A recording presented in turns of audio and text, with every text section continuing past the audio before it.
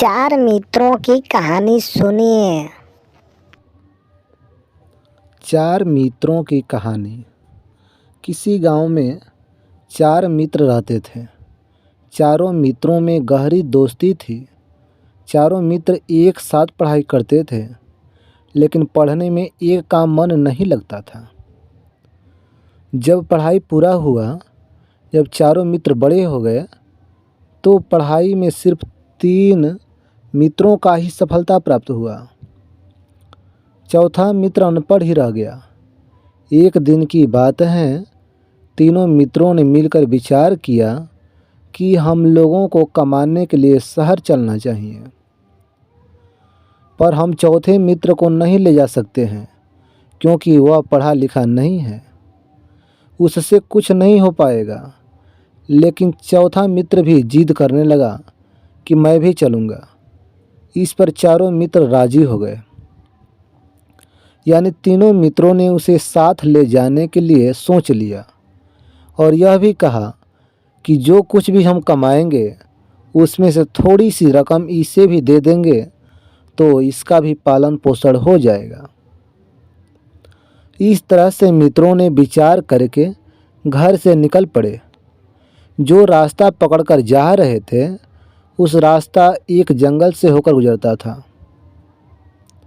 तो कुछ दूरी जाने के बाद जंगल में टूटा हुआ कंकाल दिखाई देता है। वह किसी मरे हुए जानवर का ढांचा था, सिर्फ उसमें हड्डियां थी। चारों मित्रों ने देखा तो डर गए। डरते डरते उसके पास गए तो देखा कि यह किसी जानवर का ढांचा है। तो चारों ने मिलकर विचार करने लगे कि इसको बना दिया जाए तो कितना सुंदर लगेगा। एक ने कहा कि सबसे होशियार मैं हूँ, दूसरा ने कहा कि सबसे होशियार मैं हूँ, तीसरा ने कहा कि सबसे होशियार मैं हूँ। इस तरह से कहने के बाद तीनों ने सोचा कि चलो देखते हैं कौन कितना होशियार है। पहला ने कहा मैं ढांचा को जोड़ सकता हूँ। दूसरा ने कहा मैं इस पर खाल लगा सकता हूँ। तीसरा ने कहा मैं इसमें जान डाल सकता हूँ। चौथा ने कहा अरे भाई, जो कुछ भी करना सोच समझ कर करना। तीनों मित्रों ने उसे डांट कर चुप कर दिया। अपना काम करना शुरू किया। पहला ने ढांचा तैयार कर दिया, दूसरा ने उस पर खाल चढ़ा दिया। जब खाल चढ़ गया तो वह एक शेर दिखाई देने लगा। कमी थी तो सिर्फ प्राण की। अब तीसरे ने कहा मैं इसमें जान डाल सकता हूँ। चौथा मित्र ने फिर कहा देखो मित्रों, जो कुछ भी करना सोच समझकर करना। फिर भी तीनों मित्रों ने उसकी बात नहीं मानी।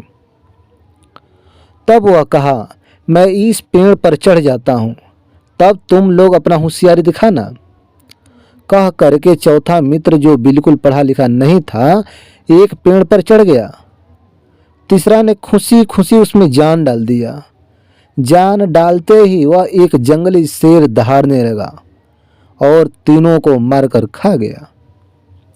शिक्षा। इस कहानी से हमें यही शिक्षा मिलती है कि किसी भी काम को करने से पहले उसके बारे में 100 बार सोचे, तब उस काम को पूरा करें। उचित अनुचित विचार करके ही काम को पूरा करना चाहिए। बिना विचारे काम करने पर पछताना पड़ सकता है। और आप इस तरह की कहानी, कविता, शायरी सुनना चाहते हैं तो मेरे चैनल गहलोत जी कहानी वाले को सब्सक्राइब कीजिए।